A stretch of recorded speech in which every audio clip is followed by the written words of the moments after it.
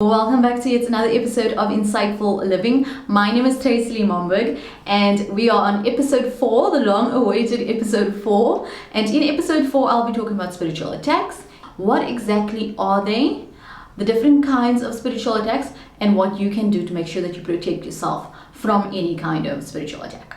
Without further ado, let's get right into this video.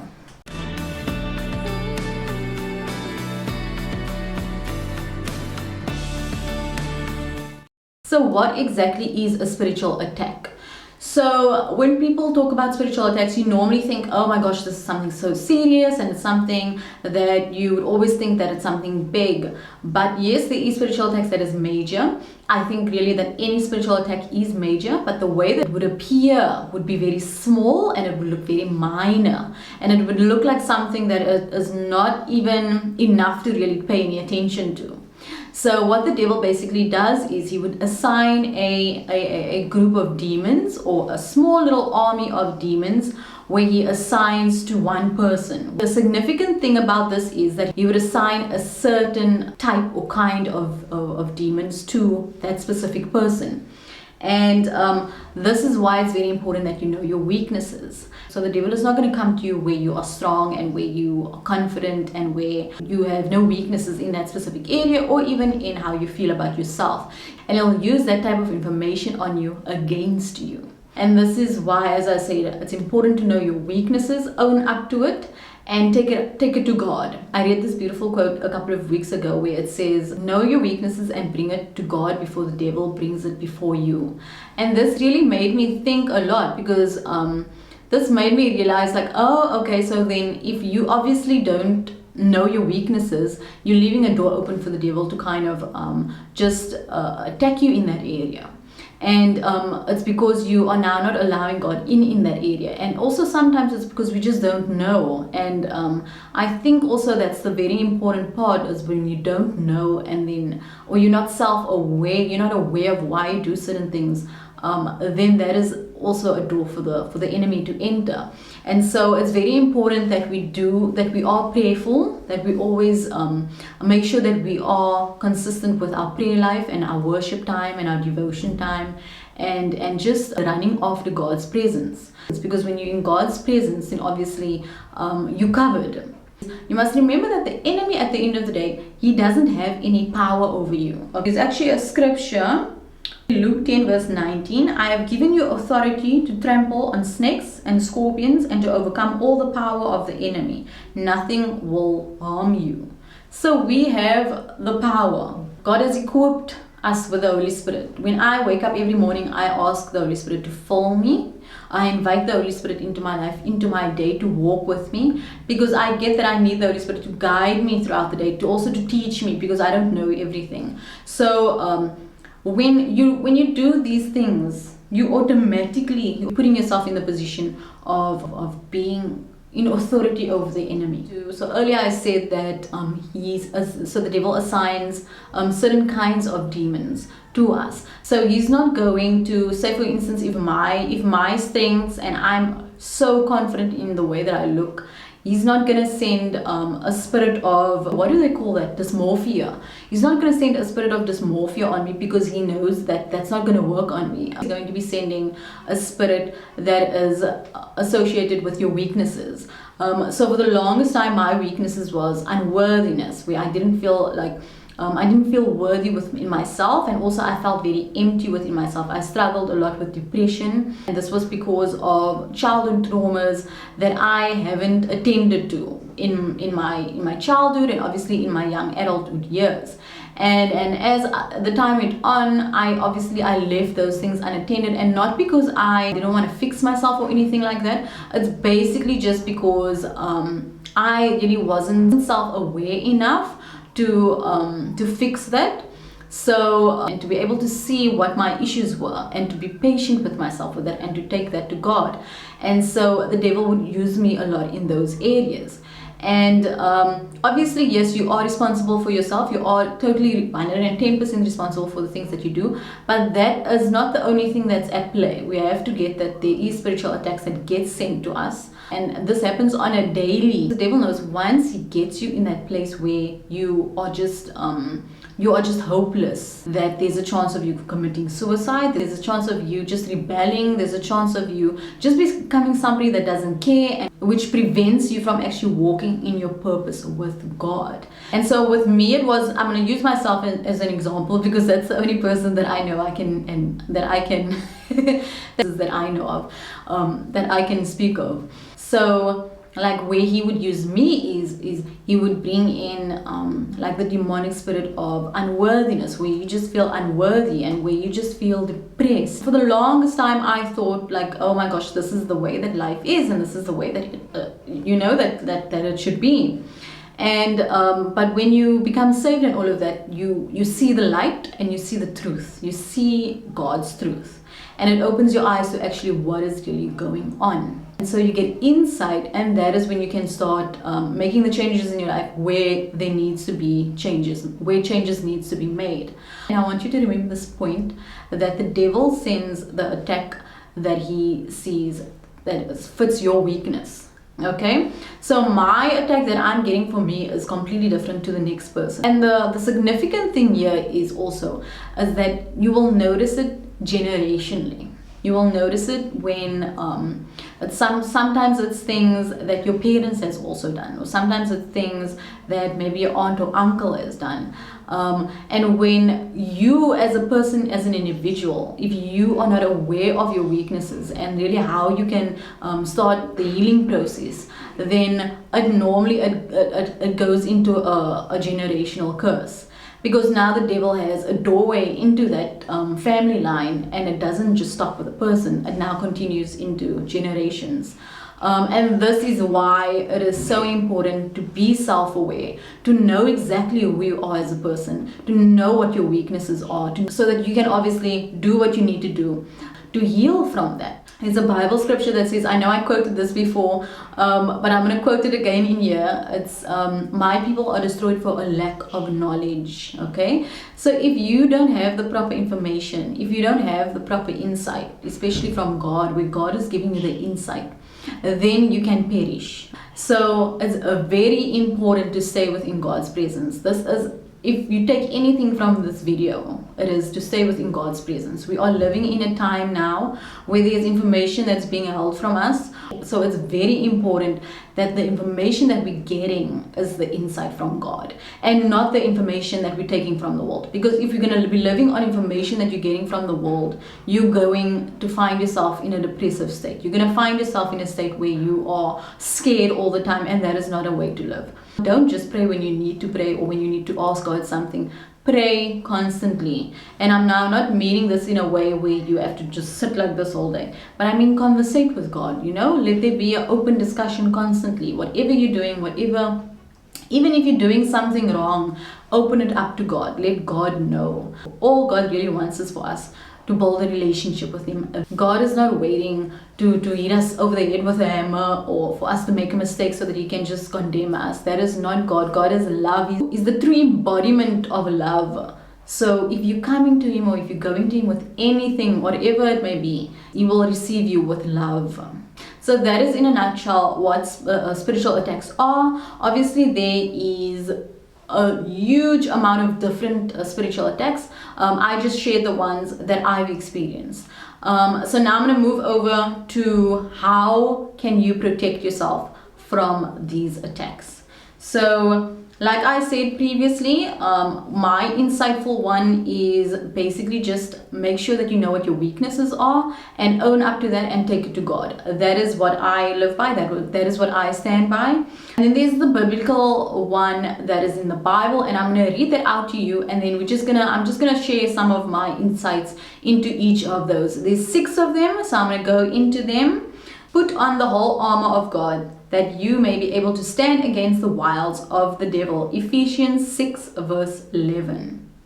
So the helmet of salvation. Ephesians 6 verse 17. So what is the helmet of salvation? So you guys have heard me speak about salvation on episode 2. You've also, if for those of you that read my blogs, I've also written a couple of blogs about salvation. So you guys know that I am big on salvation. I believe in it. I really do think that there is a huge change, a huge shift for you spiritually as well as physically when we become saved. There is a shift, a positive shift especially. So salvation is really protecting you from the worldly influences out there. So that it doesn't have any impact on how you feel or whatever you do and just your life in general. Because we want to be living a life that is rich in every area that is rich. And I'm not talking about money. I'm talking, yes, obviously money as well, but rich is as in the way that you feel within yourself. Like you feel strong, you feel filled, like your cup is flowing over. You always just every experience that you're going through, it's a rich experience because there's lots to learn from, and there's also a lot that you can give to the experience. So that is basically when you are rich. And when you have the helmet of salvation, you basically have, it's a covering over your head, and you must remember that the mind is the most important part of your life, because you need your mind to do everything that you are doing. And a healthy mind, a thriving mind, it means that you are thriving in every area of your life. Because now if you're thinking the right thoughts and you're thinking in an abundant way, normally that is what life is going to give back to you. I know some people think it's not important to get saved. I also thought that. I have a video on that, so you can go ahead and look at my thoughts on that. So I'm not going to get into that over here. But salvation is one of the most important parts for your protection from the enemy. Finally, brothers and sisters, whatever is true, whatever is noble, whatever is right, whatever is pure, whatever is lovely, whatever is admirable, if anything is excellent or praiseworthy, think about such things. Okay, and this is Philippians 4 verse 8. And then we have the breastplate of righteousness. So Ephesians 6 verse 14. So you want to make sure that whatever you're doing, and even if it's hard, at the end of the day, we don't know what other people are going through, to also keep yourself in the right side with God. Always be kind to others. Just remember, the next person is also God's child, and He obviously doesn't want any of His children hurt. And obviously, as you are also walking with God, you want to do everything that is pleasing to Him. And then there's loins girded up with truth, Ephesians 6 verse 14. So I really honestly think that is when you surrender to the Holy Spirit. Like if the Holy Spirit gives you an instruction, or if there's something that you have to say that's maybe not as popular, that you will still go ahead and say it. That is truth. The enemy flees from you in these kinds of moments. I'm now not saying that you won't have problems and you won't have challenges. Some challenges are there to strengthen us. But then there are those that are directly coming from the enemy. So for those that are coming directly from the enemy, you do have authority over that, and you can curb it before it gets even worse. And then there's the sword of the Spirit, Ephesians 6:17, and I just spoke about this. So like I just said, I ask God to fill me with the Holy Spirit every morning, even before I get up. This definitely since I've been doing it, it has really, I've seen the shift in my life. So this definitely does work. 110% this works. I'm not going to go deeper into that because I did speak about it a bit earlier now when I spoke about truth. And then there is the shield of faith. So the shield of faith, this is when, so as I spoke about the enemy's attacks, he's going to come when you are weak. You have to feed yourself scripture. So you have to also go, even if it's sometimes just 10 minutes, you have to just go and sit and allow God to just give you some information and some insight. Because we don't know everything. With everything that's going on, like God is above us. He knows more than us. So initially, obviously, He has more intel. He has more information. So where do you want to go to if you need that information, or if you want that insight? You obviously go to God. I don't normally go sit in God's presence just because I want information. But what I have noticed is that when I do go and I just sit in His presence, He does give me information, and He does give me insight into stuff that's happening in the world. There's a lot of things that God gives to me that I don't share, obviously, because some things are just between you and God. And then there's other things that I come on here and I share it with you guys as well. So it's very important to have that, to have your faith strengthened every day. That is called the shield. So the shield is basically a shield. So when the enemy is coming with attacks, and the enemy is going to come with attacks. So now if he's coming and throwing this trigger at you and he's throwing this trauma. So instead of allowing those things that the enemy is throwing at you to break you down, you are now using the word, you're using scripture, you're using the insight that God has given you, and you're using that as a shield. And then there is feet shod with the preparation of the gospel of peace. So wherever you go, this is normally what and that is Ephesians 6 verse 15, sorry. And this is normally what I do. You can take this upon yourself as well. I normally, wherever I go, I normally ask God to just please go before me. And sometimes I do this also when I'm like, and it doesn't have to be something big that you're going to. It can be small. It could be you going to the grocery store. It could be you going to throw out the dirt. It could be even going for a walk. It could be very small things. And say to God, like, listen, go before me, walk with me. So that where you asking God to just go before you, that is, He's making your way clear. You will notice when you start walking with Him and you start to really implement the scriptures into your life, how it clears the way. I know I say this in every video of mine, but I really think that there's a lot going on, and if you don't have the proper insight and if you don't have the proper knowledge, this is really now the era that we're living in, where if you don't have the information, your ignorance, it could cost you your life. So I really do believe that there's a lot of spiritual attacks going on now, and that if you are not really aware of that, and you're not aware of yourself, that the enemy can use you. It's very important that you get it's of what is going on in the spiritual realm. And what's going on in the spiritual realm is that there's a war for people's souls, and there's actually a devil out there that's after your soul, and that there's actually a God that actually wants to save your soul. So once you actually really get what is really going on here, that this is not just a case of this is about this movement and this is about that movement. This is actually about your soul at the end of the day. So it's very important, if you're not in the presence of God every day, and God is not giving you insight into everything that's going on, you're not going to know what's going on, and you're going to start making decisions that is not from God, and that is actually from the devil. I just want to read the scripture to you guys quickly. Ephesians 6 verse 12, for we wrestle not against flesh and blood, but against principalities, against powers, against the rulers of the darkness of this world, against spiritual wickedness in high places. It's not people that we are fighting with, okay? Because these people are also just souls that God wants to save. So we shouldn't be fighting with each other. Okay, that is the last thing that we should be doing. What is going on here is we should be fighting this thing with prayer. We should be fighting this when we go into our worship time. We should be praying for each other. If you see someone is a bit less informed, and God really put it in you to have this insight, with me, there's a lot of these things, information that God is giving to me, and I come on my blogs and I write about it, and then now when I talk about this stuff, and I don't do it because if anything, I really don't want to be talking about stuff like this, but it's things that God is giving me to speak about, so I'm obedient. And I also, at the end of the day, I don't want to see anybody's soul get lost. I don't want to see anybody go to hell. So I also want to do my part to make sure that others obviously they see what is really going on. There's a lot happening, and it's for somebody that is walking with insight. It's plain for you to see what is going on. This is not something that should be taken lightly. This affects people's lives. It affects people's their livelihood. It affects your life after this earth. I don't want to cry. I don't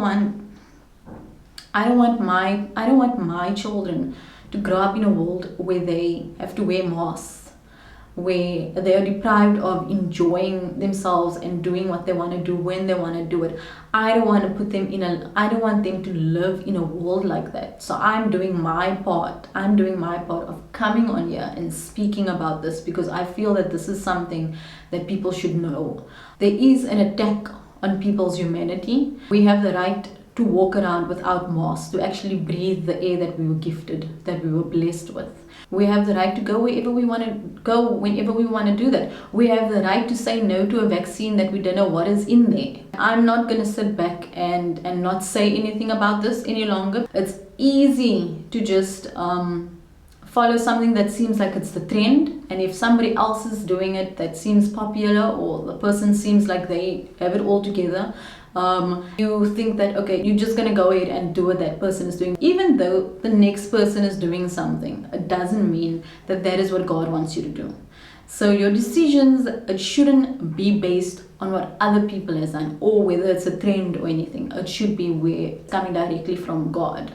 So this is why it's very important, like especially also with these, with the vaccines. I don't believe in it. I think that this whole thing is a scam. We're living in a time now where you really have to sit down with God and be like, okay, tell me what I should do.